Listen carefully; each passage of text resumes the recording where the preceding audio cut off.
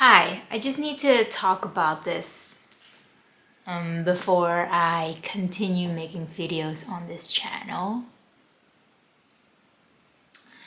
It's like when authors say they first need to make this memoir or whatever autobiographical fiction before they can let go of that baggage and start creating cool things.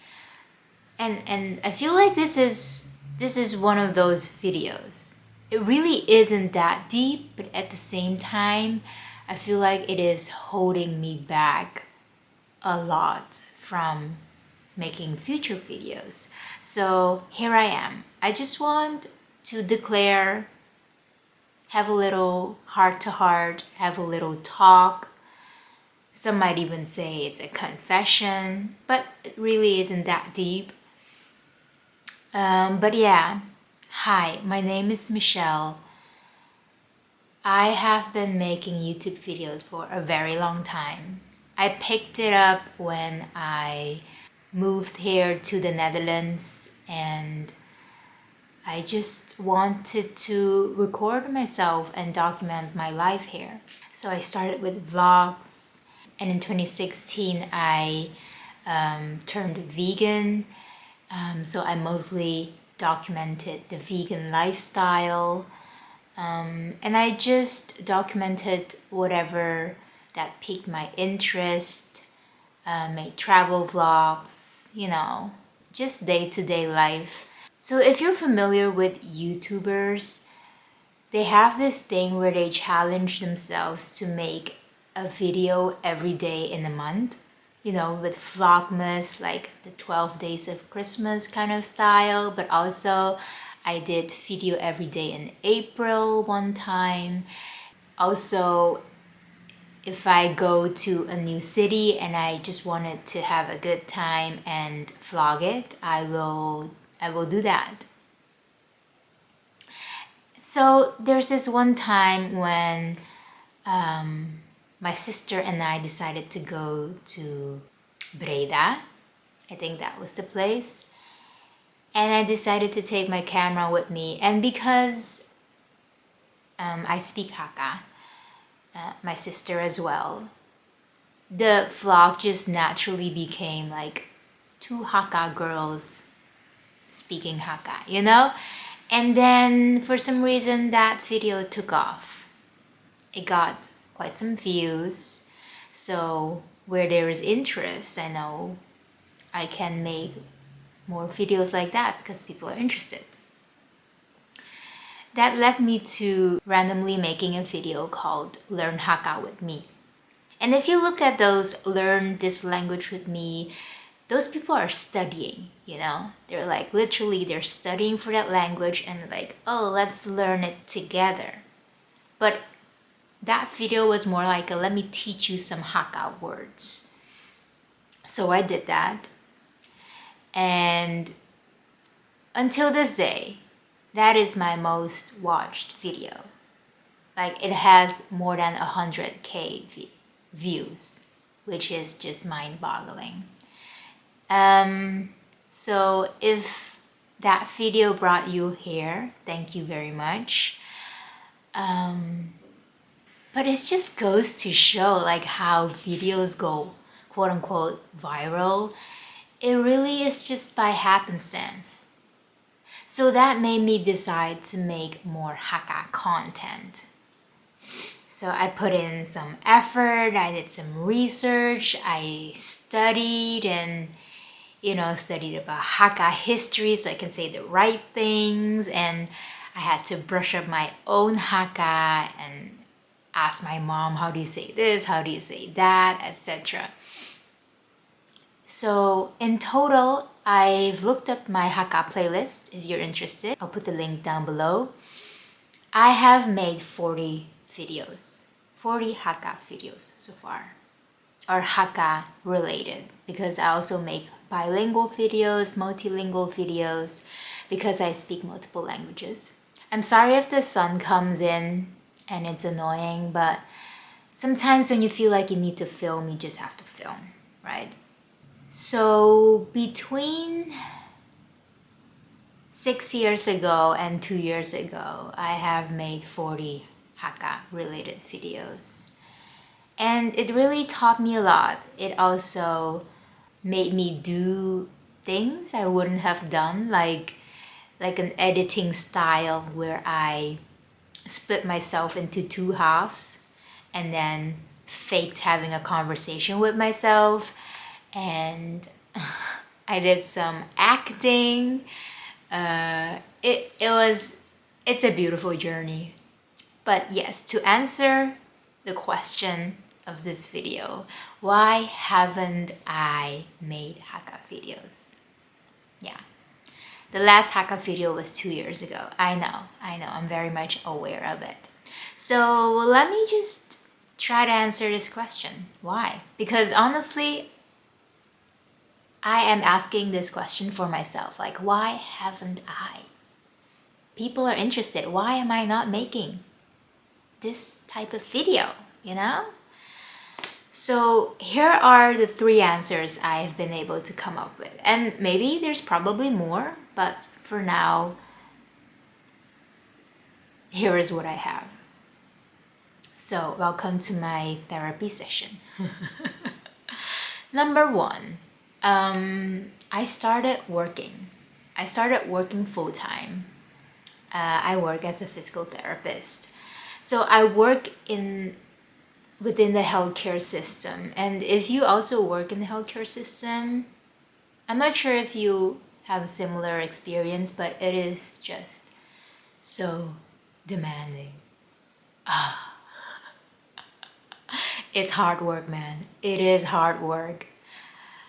So I was just too stressed, too overwhelmed, too tired to come home and even think about turning on a camera. When I come home, I just want to relax and do nothing, you know? And I think that's why I've picked up like crafting hobbies like crocheting and knitting. And it has helped me so much to be somewhat mentally well. Not to be overly dramatic, but yeah, work has took over a big part of my life for the past 2-3 years. And I have finally being able to decide to create space for me again. I know it sounds super dramatic, but if you're in a similar boat, I feel you. Even now talking about it makes me a bit emotional.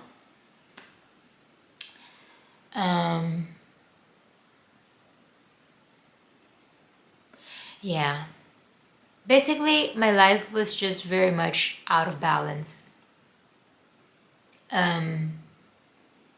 So this year, I am working less, working more as a part-time, and I'm going to start a new study. I'm going to study to become a movement analyst. It's not important here, but just I would like this year to be more chill. I would like this year to be for me. Wait a minute, I need to drink something. My voice is leaving me, probably from the emotions. 잠깐만.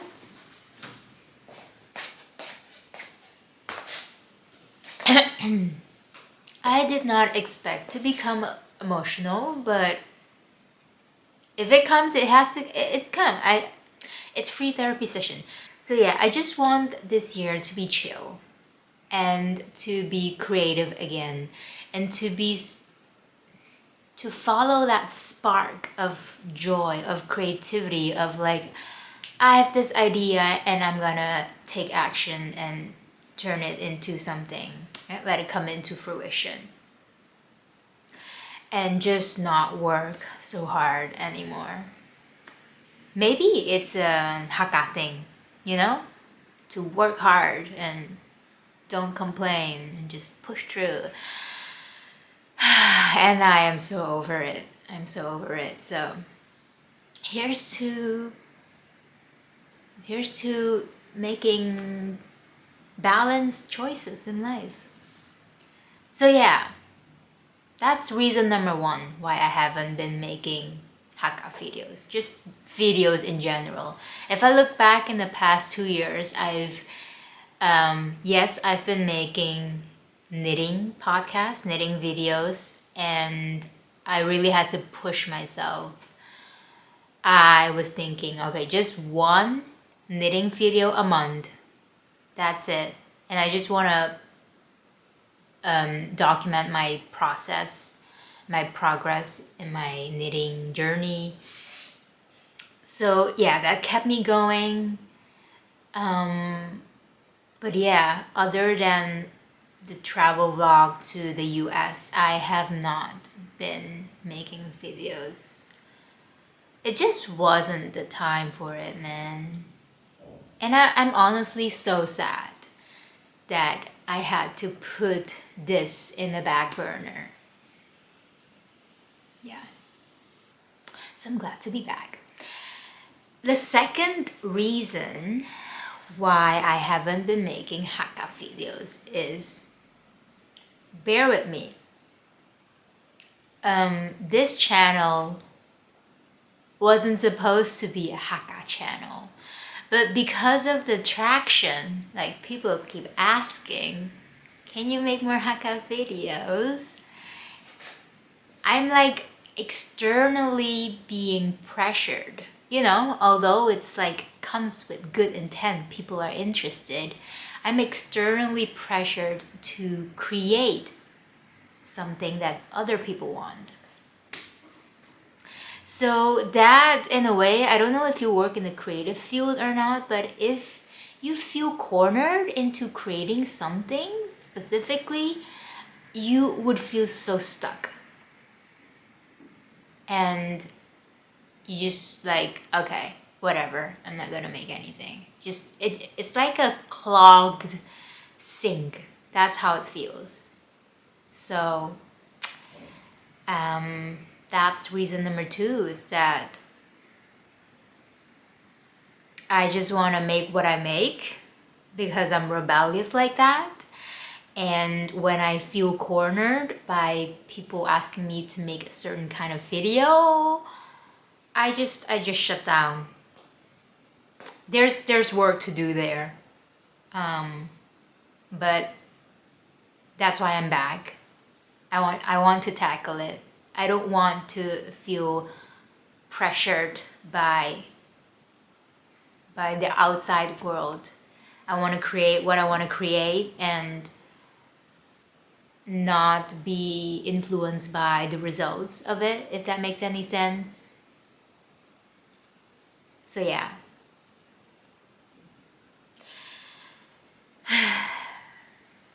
Reason number three, and this is probably the deepest one. Reason number three why I haven't been making hakka videos is that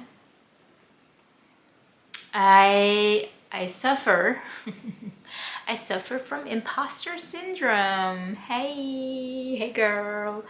Let me give you a little bit of a background. I am the youngest of three in my family. And I grew up in Suriname, and I was the child that was very anti-Chinese. From what I heard, that's what my dad told me. I was the one who didn't want to learn Chinese, didn't want to go to Chinese school because I'm like, I'm a Surinamese girl, minamang Surinamang, And then to come into the internet and be like, I'm a hakamoy, It's like there's this discrepancy with identity. Everyone growing up with multiple backgrounds and cultures, I know you suffer from this as well. You just have identity crises all the time. It's just like a cyclical thing. It's like your menstrual period cycle. It comes and it goes. Like, who am I? I don't know. So that was a big part. So making those videos where I had to teach people hakka, it just felt so unnatural to me. Like I had to put on this facade and pretend like I know what I'm talking about. And I kind of know because I grew up speaking hakka, but I'm no hakka teacher. That's not who I am. I just speak it. I grew up with it. I have a level of a teenager, I think. But my vocabulary stinks. It sucks. And that's the thing. I feel like I don't have any more hakka to share with you without sounding like a broken record, without feeling like I'm just repeating the same words over and over again, to be completely honest. So that's why I haven't been making more hakka videos. I'm like, what else can I offer? You know? And it's so sad. It's so sad to think that I cannot offer you more, because you're probably saying like, we don't care as long as you make more hakka videos, you know? And I'll probably surprise myself. By engaging in this content, I will learn more about the Hakka language. That's just my brain. My brain just went into this perfectionistic tendency, this feeling of inadequacy, and something I gotta work on. But it's really important to admit to yourself why things aren't working, why things haven't been working, because that is the true starting point. If I want to create new videos, Hakka related or not, I have to acknowledge these feelings. That's why we're here. Okay.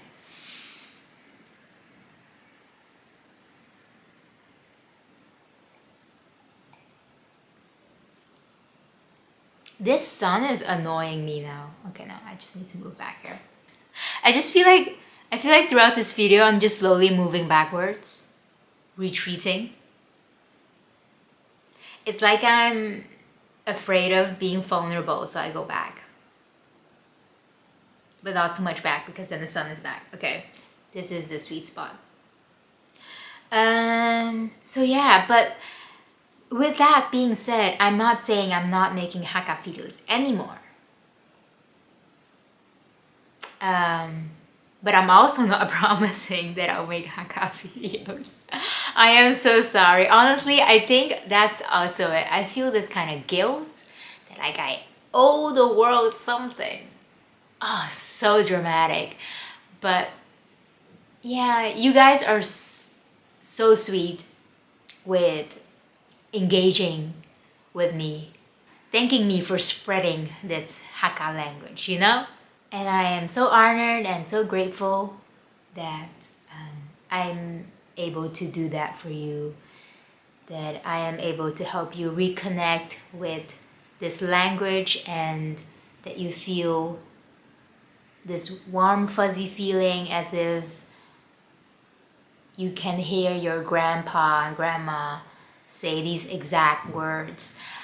I know the power language can have. So for that, I'm so happy that I have decided to make Hakka content, and I really want to continue making it, but I don't want to feel pushed by it, to feel forced. So if it comes, it comes. For now, I just want to come back to YouTube and just create and see what comes up, because that's how I started, the beginner's mind, and I want to return to that. Yeah, so I think that is kind of what I have to say. There's probably lots more that I can talk about, but eventually you need to say stop. This is the end of the video. So if you're wondering what's next, I'm just as curious as you are. But the thing is, I'm dedicating more time to YouTube now, so you can expect a little bit more YouTube videos from me. I am still very much into knitting, so I will continue my knitting podcast. And for the rest, I'll just see where the boat leads me, you know? Yeah. Feel free to comment and please be nice. My heart these days is very wobbly. I cannot take it on too much. For the most part, people have been very nice in the comments. I don't think I have hate comments. No, I don't think so. Just a couple of people with some critique, with some not so nice things that they have to say. But you know, that's the internet. That's the internet, unfortunately. But yeah, if you feel like you wanna share something with me, you can share it in the comments down below. But yeah, like literally take back my space, take back my creative space, and to return to creativity. Let's see what this year will bring, shall we? Okay, hope you have a good one. Sending you lots of love. Bye bye.